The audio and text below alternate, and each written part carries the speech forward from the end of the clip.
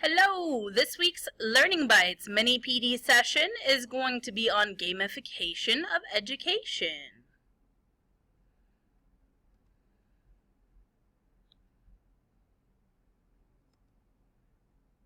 The way we learn today is just wrong. Learning needs to be less like memorization and more like Angry Birds.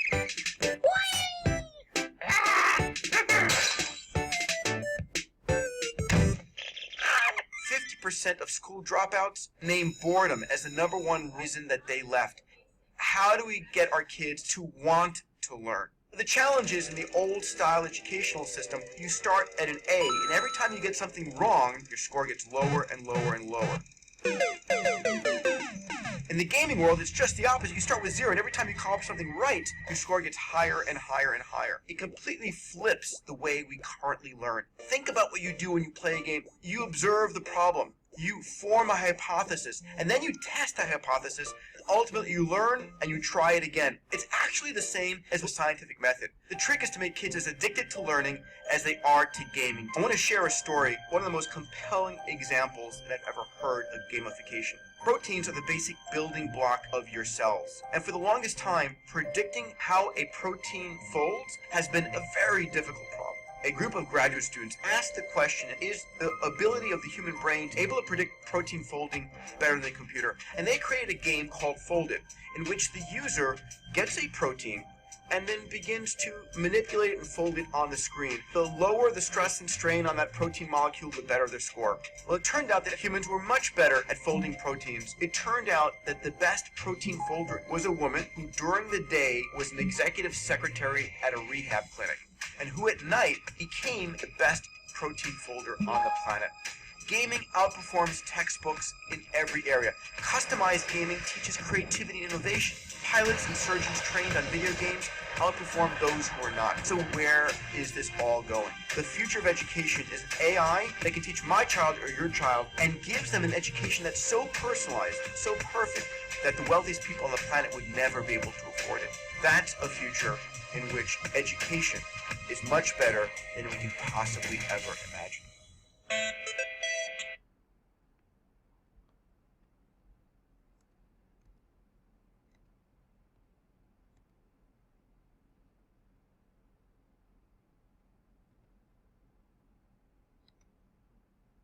So what's the difference between gamification and game-based learning? What we're focusing on today is gamification. This is the use of game-designed elements in non-game contexts.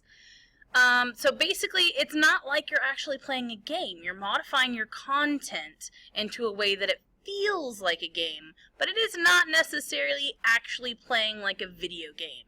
That would be game-based learning.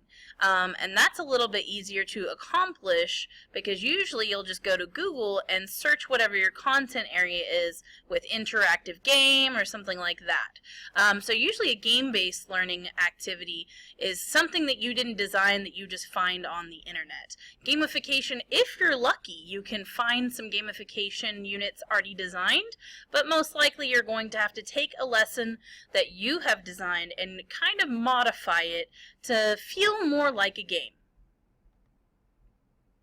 So how does gamification work? Hello, my name is Mary Conway, and I'm the writer of the TeachHub blog Outside the Box Teaching.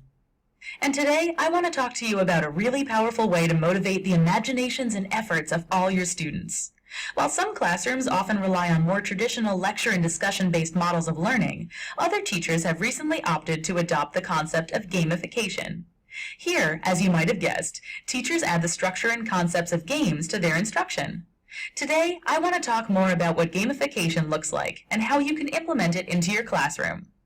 Although we've traditionally viewed games as a classroom distraction, nowadays they can be used for the good of education.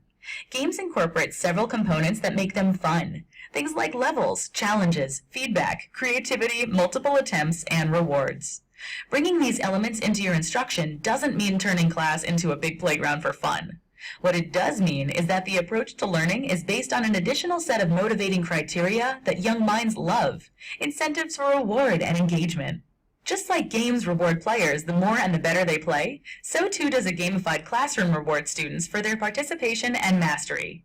A few approaches you can take to gamification include things like creating activities where students can compete against one another, creating a series of challenges that individual students must master to move on to the next challenge, designing a rewards or level system that encourages students to get to that next level of mastery, conducting timed activities where students race against the clock, incorporating educational video games to complement instruction like Minecraft or Civilization, building quests that involve students completing a sequence of progressive activities, or providing Easter egg bonus rewards, knowledge, or tips to students who achieve certain goals. What's important to remember when it comes to gamification is that it's not just about playing games. It's about leveraging the unique structure of games to amplify classroom learning. This means that certain aspects of how you allow students to go about their learning may change. First, teachers traditionally use grades as rewards. Although grades may remain part of the classroom, teachers may incorporate alternative methods as well. Second, the fun thing about most games is that they offer multiple chances to succeed. This means that it becomes safe to experiment and fail in class, to try again and again. Third, collaboration becomes a much more important component. Students can work cooperatively and competitively in teams. Finally, student choice becomes more centralized as well. The gamified classroom allows students to focus on what they want to excel at and to earn the rewards and bonuses that match their efforts. Some critics of gamification have pointed out that while it might momentarily increase student engagement, it really only offers extrinsic motivation. They claim that in the long term, gamification does not teach students the inherent value of what they're learning. Teachers need to make sure that if they do this, student learning is always the priority. The moment the game becomes more important than the learning is the moment when teachers need to rethink how they're instructing. So when you're looking to boost student learning and engagement, consider gamifying your classroom. When students have this additional incentive to participate in your educational challenges, they may become as hooked on learning as they were hooked on the games they play on their own. So what does this look like in a classroom? Well, last year for my Dell project, this was something that I was very interested in. So I'll walk you through briefly what my project looked like last year. So in my Dell project, my goal was to create a science-based video game. And I kind of took a step back from that and thought about, well, how would a video game look like in a classroom today? So I had this big project coming up for Unit 12, Ecosystem Poster Project, and this was traditionally a project that I did at the end of the unit every year. And it was always kind of something I was reluctant to do because it's such a huge project. As you can see, there's lots and lots of components to this project. So they have a food web, there's biotic factors, abiotic factors. Within that, there's producers, consumers, herbivores, omnivores, all kinds of stuff. Symbiotic relationships, adaptations, and then how things will be relating to each other within the environment that they create.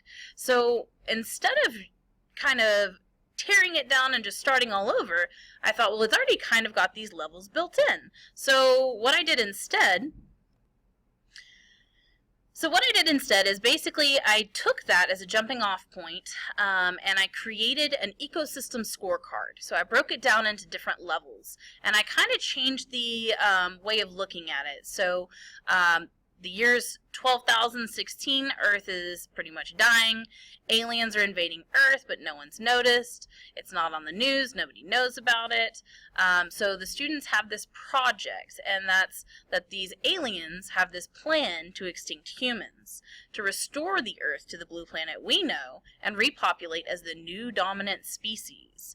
So they would, of course, have unlimited resources, with humans being an unlikely competitor. So at this point, students were introduced to these topics in class already, and they have to choose their role.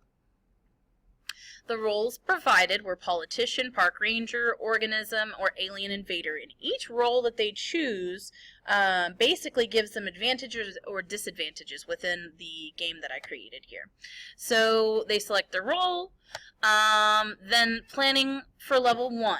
They have to decide and choose what is their planet going to look like. What is the Earth of the future going to look like? So they would look through their environments. They would choose an environment.